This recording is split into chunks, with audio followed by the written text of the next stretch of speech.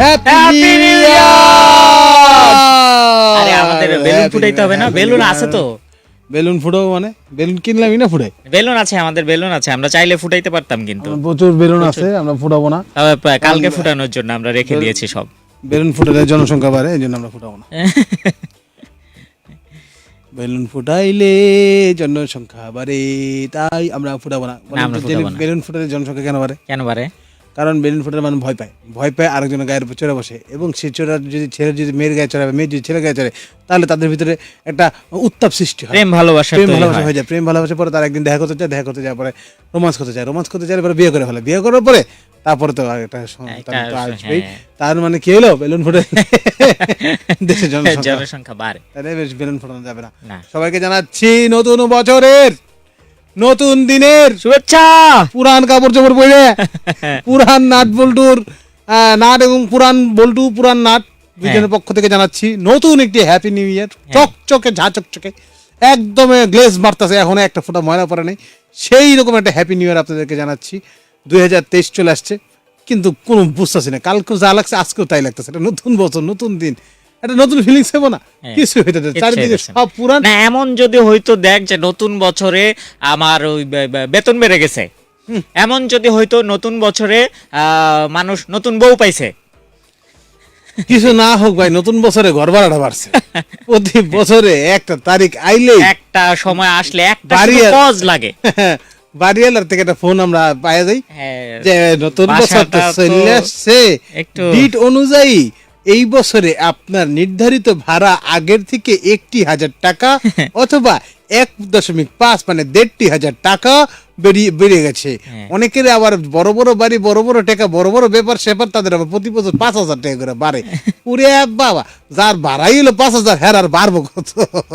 মোটামুটি এই একটা অবস্থা, কিছু বাড়ুক আর না বাড়ুক, বয়স বাড়ছে, আর সন যে 2022 থেকে 23 হয়েছে এটা বাড়ছে, আর বাড়ি ভাড়া বাড়ছে, আর সব কমছে। বিশেষ করে এই 3টা খালি বাড়ছে আর সব কমছে। আমাদের আবার কি হয়েছে, আমাদের আবার এই মাসে মানে এই বছরে পানির বিল ধরায় দিছে। এই যে দেখছেন, কয়দিন পর থেকে এমন একটা অবস্থা হবে, অক্সিজেন বিল দিবে। যে এই বাড়িতে যে 6তলা বা 8তলা বা 10তলা বই আপনি অক্সিজেন নিতেছেন, এটা কি ফ্রি? অক্সিজেনের বিল দিবেন? হ্যাঁ, এটা কি ফ্রি? এই যে এক মাসে যে অক্সিজেন বিল আপনার 700 টাকা আসছে, এবং পরবর্তী করবে আস্তে আস্তে পার হেড 700 টাকা। হ্যাঁ, ঘরে কয়জন মানুষ? কি সবাই মিলে একসাথে নেন? তাইলে ঘরে কয়জন মানুষ? শেষে নেন তো, আমার বাসায় বসে নেন তো, অক্সিজেনের বিল দিবেন কালকে। হ্যাঁ, ফ্যামিলি মেম্বার 7 জন, 7 7 49, 4,900 টাকা সেভ দিয়ে কিনে দেন। চিন্তা করছেন অক্সিজেন বিল, অক্সিজেন, পানির বিল। আচ্ছা, একটা জিনিস বলে নিতে হবে, সেটা হচ্ছে আমরা তো এখনো পোস্ট করিনি, আমরা লাইভে যাওয়ার জন্য প্রিপারেশন নিচ্ছিলাম, কিন্তু একটা টেকনিক্যাল ফল্টের কারণে এখনো লাইভে যাইনি। নাকি আমাদের লাইভ চলতেছে? সাউন্ড আছে? সব আছে। আচ্ছা, তাহলে চলছে, ঠিক আছে। তাহলে এখনো শোতে উপস্থিত হয় নাই তো, তাই উল্টা পাল্টা। আমার এখানে এখনো লাইভ আসেনি। কি বলেন? তাহলে কোন পেজ থেকে লাইভ গেলাম? হ্যাঁ, দাঁড়া ভালো করে দিন। এই এখন আসছে। আচ্ছা তাহলে ঠিক আছে। বুঝতে পারছেন, আমাদের এই যে এটা হলো happy new year. Happy new ইয়ারে কি কি বাড়ে আর কি কি কমে? হ্যাপি নিউ ইয়ারে বয়স বাড়ে, ভালোবাসা কমে। হ্যাঁ, হ্যাপি নিউ ইয়ারে ভাড়া বাড়ে, ভাড়াটিয়া কমে। ভাড়াটিয়া কোথাও কমে না, কে কমবে? আর কমে যাবে কোথায়? কমে যাবে কোথায় মানে? অনেক কমে। মনে করেন চলে যায় অন্য জায়গায়, যেখানে ভাড়া বাড়ে না, অন্য জায়গায়। হ্যাঁ, বুঝছেন না? অন্য জায়গায় যায়, কিন্তু এক জায়গা থেকে আরেক জায়গায় তো মুভ করে।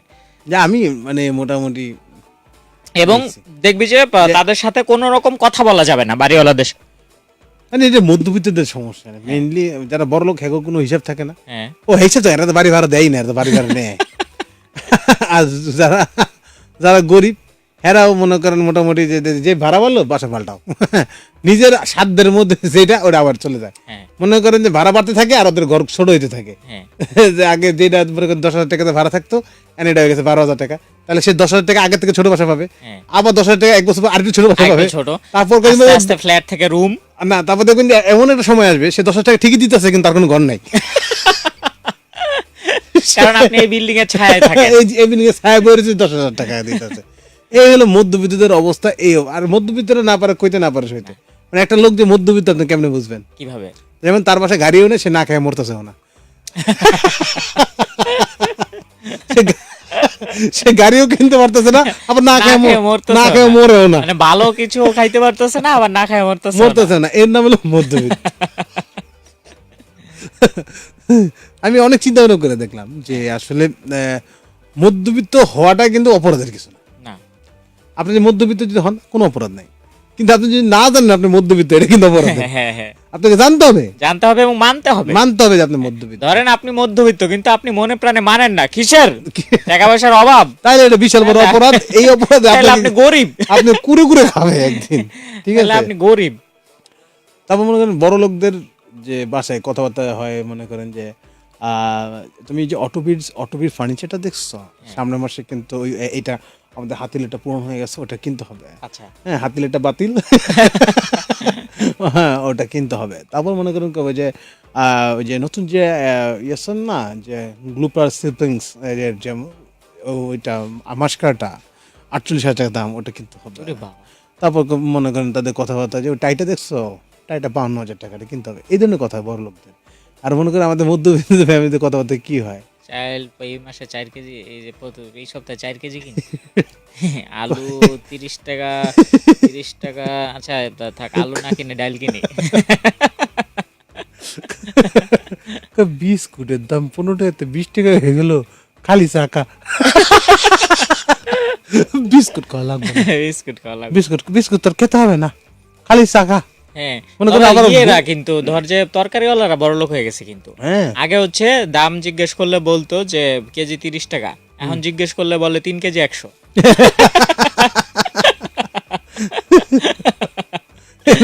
তারা আর 1 কেজির হিসাবই ধরে না।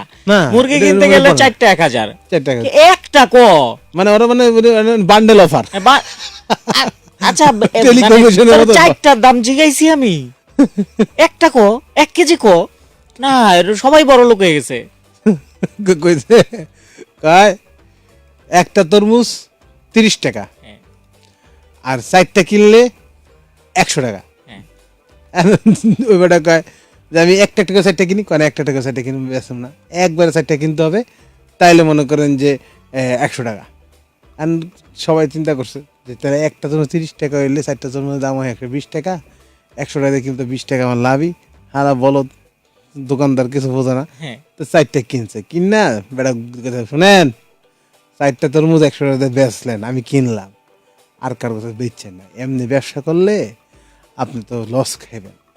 হ্যাঁ, 120 টাকায় বেচছেন, এমনি দাম কম, তার মধ্যে 20 টাকা লস। বোঝেন নাই? ব্যবসা করবেন, এরপরে পথে মরবেন। এই ব্যবসা করে আজীবন ব্যবসা থেকে হয়ে যাব। এর চেয়ে ভালো আপনি এক পিস করে বেচবেন, 4 পিস বেচার দরকার নেই। হ্যাঁ, তাহলে 120 টাকা করে পাইবেন। এই জ্ঞান টেন দিয়ে যাইতেছে, ডাকছে এদিকে শোনেন, কি হয়েছে? কয় আপনি আমার ব্যবসা শিখাইতেছেন? হ্যাঁ, আপনি যে ব্যবসা করেন এই ব্যবসা তো লস। আপনি একটা ধরুন 30 টাকা, 4টা হইলে করেন 100 টাকা, তাহলে কি হইলো? এটা হইলো? আপনি আমার ব্যবসা শিখেন, এটাই ব্যবসার পলিসি। 4টা 100 টাকা করণে সবাই 4টা কিনে, কেউ আর একটা কিনে না। আমার ব্যবসা আমি ঠিকই বুঝি।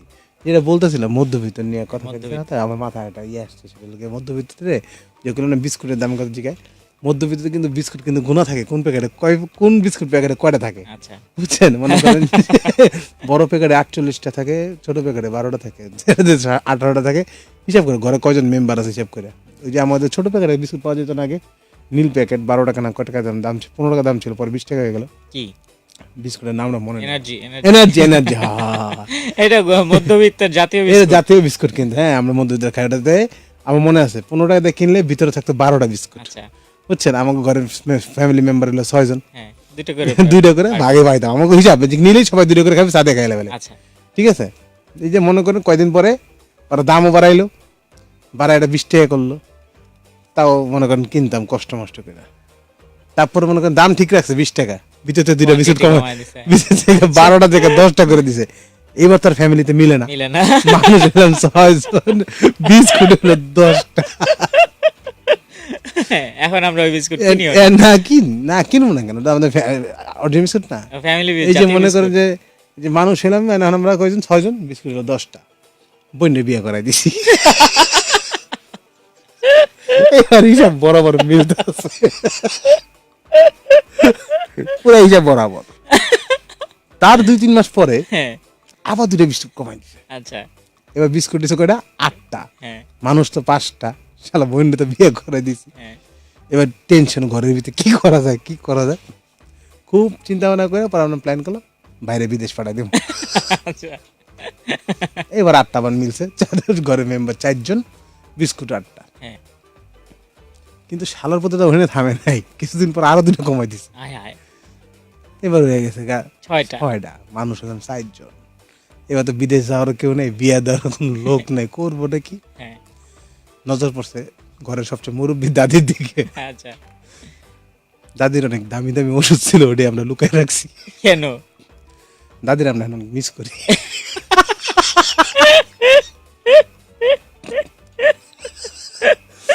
দাদির কথা আর বিস্কুট তাহলে খাওয়ার চিন্তা সময়, করো দেশে বিস্কুট খাওয়ার সময় দাদির কথা খুব মনে পড়ে। তাহলে চিন্তা করে দেখো একটা বিস্কুটের প্যাকেটে দেশের জনসংখ্যা নিয়ন্ত্রণে কি পরিমাণ কত প্রভাব। কত আপনার বিস্কুটের সংখ্যা যত কমবে, পরিবার তত ছোট হতে থাকবে। ঠিক তেমনি বাড়ি ভাড়া যত বাড়াবেন, ভাড়া দিয়ে তেমনি কমতে থাকবে। হ্যাঁ, এই বছর শেষে এইসব ক্যালকুলেশন গুলো হইতে থাকে আমাদের মধ্যবিত্ত ফ্যামিলির মধ্যে দিয়ে, হুম। বুঝছেন? এইসব কবে বুঝবেন আপনারা? আমাদেরকে শান্তিতে থাকতে দিন। বোঝার জন্য আমরা কিছুক্ষণ টাইম দিই। হ্যাঁ, এই যে একটা গ্যাপ, আমি কালকে বলছিলাম, আপনি ছিলেন না, এই কথাটা খুব মজার একটা কথা। সেটা হলো গিয়ে এই যে দেখেন, আপনি যখন স্কুলে 1 থেকে 2-তে উঠছেন, এই যে 1 থেকে 2 এর মাঝখানে গ্যাপ ছিল না, এটা ব্যারেন্ডের গ্যাপ ছিল। তারপর মনে করেন মানুষজন যে প্রেম করে, আজকে একটা ছেড়ে আরেকটা ধরে, আরেকটা ধরে, এদের মধ্যে একটা গ্যাপ থাকে না? গ্যাপ থাকে। পৃথিবীর সব কিছু, এমনকি ডাক্তারও সাজেস্ট করে যে সন্তান নেওয়ার সময় 2 সন্তানের মাঝখানে গ্যাপ নেবেন। তো গ্যাপ থাকা লাগে, গ্যাপ না থাকলে হয় না। কিন্তু এই যে 2022 থেকে 23 সালে কোনো গ্যাপ আছে? আমাকে উচিত ছিল 2টা দিন গ্যাপ দেওয়া। হ্যাঁ আজকে 31, 2 দিন গ্যাপ, তারপরে 1 জানুয়ারি। 2 দিন গ্যাপ দিলে আমরা মোটামুটি প্ল্যান কইরা একটা মানে বছরটা শুরু করতে পারি। মানে হুট করে শেষ, হুট করে শুরু, ধরাম করে।